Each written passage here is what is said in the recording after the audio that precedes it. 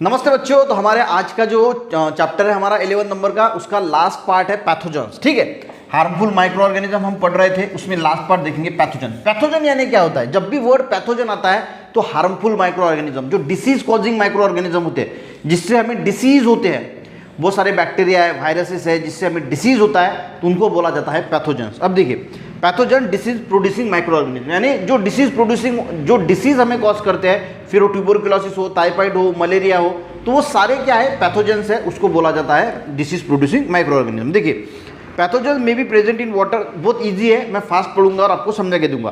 Pathogen में be present in water bodies contaminated with sewage, dirt from surrounding. देखिए, pathogens कहाँ पे होते हैं? तो पैथोजेंस जो हमें मिलते हैं वो वाटर में मिलते हैं, सॉइल में भी मिलते हैं, उसके बाद वाटर हो गया, सॉइल हो गया, उसके बाद फूड हो गया।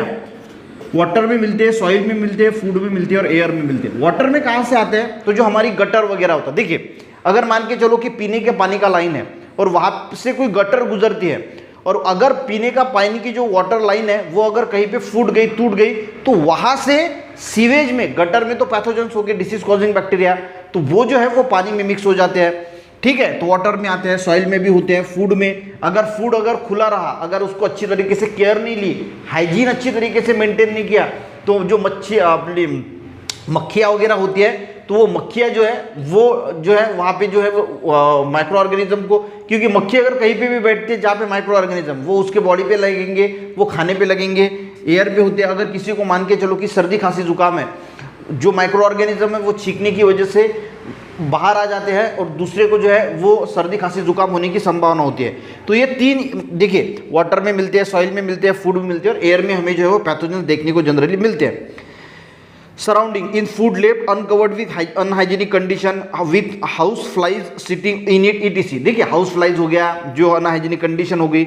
इफ सच कॉन्टेमिनेटेड फूड और वाटर इज कंज्यूम, अगर हमने ऐसा फूड जो कॉन्टेमिनेटेड है, वो फूड या फिर वाटर जो अगर कंज्यूम किया, we may fall ill with disease of the alimentary canal. Alimentary canal यानी जो डाइजेस्टिव सिस्टम्स के जो बीमारी होती है, जो पेट संबंधित, इंटेस्टाइन के संबंधित जो बीमारी होती है, वो हमें होने की संभावना होती है, जैसे amoebiasis, typhoid, cholera, hepatitis, gastro etc. Pathogens are release in air when person having infection. अगर मान के चलो कि मुझे सर्दी खांसी जुकाम है, यानी मुझे इन्फेक्शन है रेस्पिरेटरी ट्रैक का, और मैंने अगर स्नीज किया या फिर खांसा या फिर छींक दे दी, हेल्दी पर्सन में get infected with such pathogen. तो जो हेल्दी पर्सन है उसको भी वो पैथोजेंस एयर के द्वारा, उसके सांस के द्वारा जो है वो अंदर चले जाएंगे। On breathing in same air and contract disease like common cold, cough, diarrhoea, diphtheria. Diphtheria जो होता है, जो गला है वो फूल जाता है, ठीक है, न्यूमोनिया, ट्यूबरकुलोसिस इटीसी।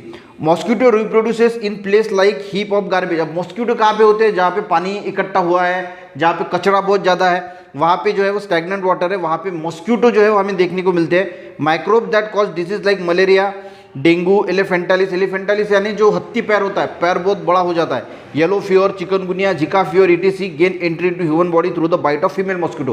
तो जो फीमेल मॉस्किटो, देखिए, हमें जो बाइट होती है ना, वो फीमेल मॉस्किटो ही करती है, ठीक है। तो जो फीमेल मॉस्किटो हमें बाइट करती है, उसके थ्रू जो है ये सारे जो माइक्रो ऑर्गेनिज्म है वो बॉडी के अंदर चले जाते हैं और हमें डिसीज जो है वो देखने को मिलते हैं। तो यहाँ पे हमने क्या देखा? पैथोजेंस में क्या देखा कि पैथोजन जो है वो जनरली यहाँ पे हमें मिलते हैं, मॉस्किटो हमें काटते हैं, उससे भी हमें जो है वो बहुत सारी मलेरिया, डेंगू जो है वो देखने को मिलता है। तो चीज़ क्या है? पैथोजेंस का मीनिंग होता है, और वो कहाँ पे हमें देखने को मिलते हैं? एयर, वाटर, सॉइल एंड जो सीवेज वगैरह होते हैं, वहाँ पे हमें जनरली जो देखने को मिलते हैं। और वो स्नीज वगैरह हम करते हैं, कोई अगर यानी इन्फेक्टेड पर्सन है, वो अगर खांसता है, तो उससे खांसने की वजह से वो माइक्रो ऑर्गेनिज्म बाहर आते हैं, एयर में आते हैं, हम ब्रीथ करते हैं तो हमारे बॉडी में जाते हैं। अगर हमारी इम्यून सिस्टम कमज़ोर पड़ गई उससे लड़ने के लिए, तो फिर हमें जो है वो डिसीज हो जाते हैं। मेक श्योर टेक, देखिए, अब हमें क्या करना है? Is the water tank and water in it clean. जो पानी होता है, वाटर की जो टैंकी होती है, जो हमारा टाकी होती है, उसको रेगुलरली साफ करना चाहिए। Are the water tanks and toilets of the school clean. Check करो, बोलते कि भाई स्कूल का जो वाटर टैंक्स है, टॉयलेट है, वो क्लीन है कि नहीं है। अगर क्लीन नहीं होगा तो वहाँ पे माइक्रो ऑर्गेनिज्म, पैथोजेंस जो है वो हमें ज़्यादा देखने को मिलेंगे और आपको डिसीज जो है हो सकता है। Is the water that accumulate in पोस्ट, tyre, cans around the house drain promptly. देखिए, पानी जो है वो टायर वगैरह होते हैं ना पुराने, वहाँ पे जो है वो हमें देखने को मिलता है, वहाँ पे मच्छर क्रिएट होते हैं, पैथोजेंस क्रिएट होते हैं। तो वो जो टायर है, पॉट्स है, तो वहाँ पे देखना है कि वो है क्या, अगर है तो उसको फेंक देना है। Are the water storage container clean regularly, जो वाटर कंटेंट ड्रेनेज वगैरह होता है वो उसको क्लीन करना है रेगुलरली। अब देखिए what exactly happen when we have fever, हमें जब बुखार आता है तो क्या होता है। देखिए हमारे बॉडी का टेम्परेचर होता है 37 डिग्री सेल्सियस और जो बैक्टीरिया है वो 50 to 35 डिग्री सेल्सियस पे अच्छे ग्रो हो जाते हैं। जब भी हमें किसी माइक्रो ऑर्गेनिज्म का जो है वो इन्फेक्शन होता है, देखिए माइक्रो ऑर्गेनिज्म हमारे बॉडी में गए तो अगर इम्यून सिस्टम उससे लड़ नहीं पाया तो हमें जो है वो हमारे बॉडी का टेम्परेचर बढ़ जाता है, जिसको हम बुखार आना बोलते हैं। तो बुखार क्यों आता है, जैसे माइक्रो ऑर्गेनिज्म अटैक करते हैं तो हमारे इम्यून सिस्टम का एक मैकेनिज्म है कि हमारा बॉडी का टेम्परेचर बढ़ा देता है। बढ़ाने का मतलब क्या है, जो माइक्रो ऑर्गेनिज्म है वो ज्यादा टेम्परेचर पे सस्टेन नहीं कर पाते, वो मर जाते हैं। तो उनको मारने के लिए हमारी बॉडी जो है वो टेम्परेचर बढ़ाती है, जिसको हम बुखार बोलते हैं। तो इससे हमें ये भी पता चलता है कि किसी माइक्रो ऑर्गेनिज्म का हमें जो है वो इन्फेक्शन हुआ है। What exactly happens when we have fever? The body temperature of healthy human is 37 degree Celsius, यहाँ पे सेल्सियस है, डिग्री फ़ारेनहाइट में भी होता है, ठीक है temperature. If micro organism enter in our body और immune system start acting and the body temperature rises, तो हमारी इम्यून सिस्टम जो होती है वो उससे लड़ाई करती है, यानी जो बैक्टीरिया माइक्रो ऑर्गेनिज्म जो अंदर गए हैं, और उसकी वजह से उनको मारने के लिए इम्यून सिस्टम क्या करती है, हमारे बॉडी का टेम्परेचर बढ़ा देती है।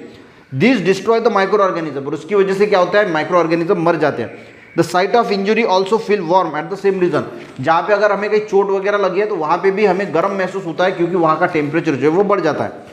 What is the correlation between normal body temperature of human which is 37 degree Celsius and optimum temperature of growth of micro organism. देखिए जो मैंने जैसे बताया कि जो ग्रोथ होती है वो 15 से 35 डिग्री सेल्सियस तक माइक्रो ऑर्गेनिज्म की ग्रोथ अच्छी देखने को मिलती है, और हमारे बॉडी का टेम्परेचर 37 डिग्री सेल्सियस है। पर अगर माइक्रो ऑर्गेनिज्म ज़्यादा इन्फेक्शन हो जाता है तो बॉडी इसीलिए टेम्परेचर बढ़ाती है कि उनको मार सके। तो ये सिंपल सा टॉपिक था पैथोजेंस का, हार्मफुल माइक्रो ऑर्गेनिज्म। यहाँ पे हमारा ये चैप्टर जो है वो कंप्लीट हो जाता है। नेक्स्ट डे से हम जो 12th नंबर का चैप्टर है the muscular system and digestive system in our human body, वो स्टार्ट करेंगे। आज का वीडियो बच्चों समझ में आया, अच्छा लगे तो एक लाइक जरूर करना, अपने दोस्तों को भी शेयर करना, चैनल पे नए जरूर सब्सक्राइब करना। मिलते हैं नेक्स्ट वीडियो में, तब तक के लिए बच्चों जय हिंद।